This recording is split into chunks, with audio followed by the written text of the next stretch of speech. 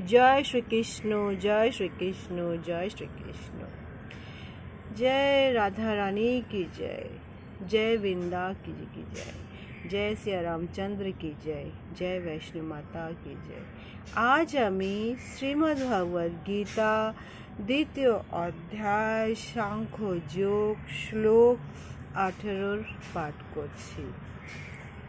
अनन्तवन्तः इमेहि देहो देहा नित्यस्य उक्ताः शरीरिणः अनाशिनः अप्रेमस्योः तस्मात्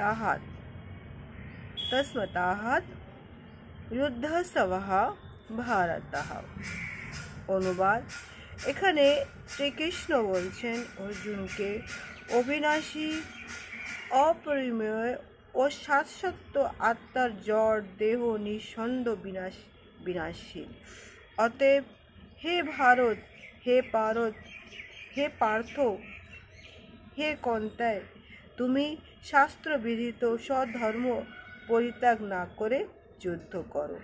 তাৎপর্য, এখানে শ্রীকৃষ্ণ অর্জুনকে বোঝাতে চেয়েছে জড় দেহ এই মুহূর্তে ধ্বংস হয়ে যেতে পারে, নয়তো 100 বছর পরে সে ধ্বংস হয়ে যাবে, কিন্তু একদিন না একদিন এর ধ্বংস হবেই। কিন্তু সেই যে আত্মা, সেই আত্মার তো কোনোরকম কোনো ধ্বংস নেই।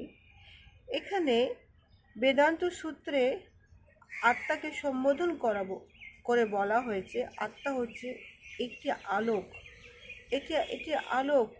সে হচ্ছে পরম আলোকের অংশ। সূর্যের আলোক যেমন সমস্ত ব্রহ্মাণ্ডকে প্রতিপালন করে, তেমনি আত্মার আলোকও জড়দেহকে প্রতিপালন করে।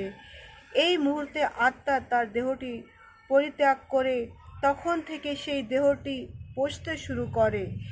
এর থেকে বোঝা যায় কি আত্মার এই দেহটিকে প্রতিপালন করে। জয় শ্রীকৃষ্ণ, জয় শ্রীকৃষ্ণ, জয় শ্রীকৃষ্ণ।